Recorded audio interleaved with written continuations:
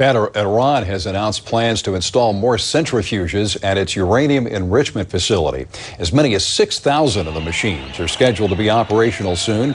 It is seen as another slap at the international community. Many believe Iran is developing a covert weapons program. The news of the centrifuges comes on its so-called National Day of Nuclear Technology, a celebration that commemorates the first time Iran enriched uranium in 2006.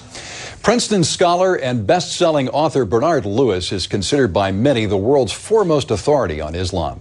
During a recent visit to Jerusalem, he sat down with CBN's Chris Mitchell and gave a clear assessment of the threat from radical Islam. In his 90-plus years on Earth, Bernard Lewis has learned to take the long view of history, and in doing so, he has a warning for America and the West.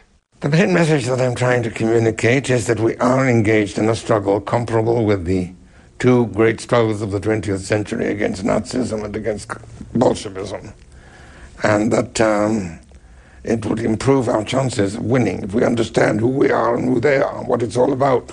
Lewis says the struggle is between Islam and Christendom, two worldviews that contend that theirs is the one true faith. And while millions of secularists in America and Europe fail to see that they're actually involved in such a conflict, the nature of the fight is crystal clear for radical Islamists like Osama bin Laden. And where you have two religions with the same self-perception, the same sense of vision, the same historical background, in the same geographical area, a conflict was inevitable. And the conflict has been going on for more than 14 centuries. Crusade and counter-crusade, and jihad and counter-jihad, conquest and reconquest, sometimes one side winning, sometimes the other side winning. When bin Laden and his fellow radicals drove the Soviet Union out of Afghanistan in the early 1980s, people in the West saw a U.S. victory in the Cold War. But the Islamist saw it as the defeat of one of two major Christian powers. And now the only obstacle that remains to the worldwide triumph of Islam is the United States. So that is the next target. And that is very clear. Many Americans compare the war against radical Islam in Iraq and elsewhere with the Vietnam War. But Lewis says that's the wrong way to look at it. The difference is that the Vietnamese did not follow us here, except perhaps as refugees seeking asylum. These people will. I mean, they were already here before this happened.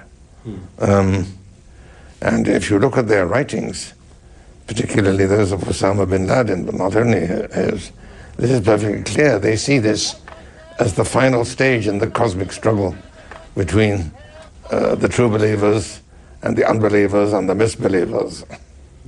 What are the stakes, Professor? The survival of our civilization. Wow, that's a sobering assessment, Pat. Well, we've been saying it, but it looks like the political correctness in our society won't let you say it. They make fun of people who speak out boldly against Islam. But I want to say it again and again and again. Islam is not a religion. It is a political system bent on world domination. Not a religion. It masquerades as a religion, but the religion covers a worldwide attempt to exercise power and to subjugate the world to their way of thinking. They want a caliphate as they had once before. They want all people to be subjected to Sharia and to live under their rules and their domination. It is every bit as insidious as communism, perhaps more so. But to say, well, it's a religion and you should leave religion alone, that's just not the way it works. It is a struggle, and Bernard Lewis is one of the most eminent scholars in the world on this subject. And we appreciate his clear-cut thinking on the matter.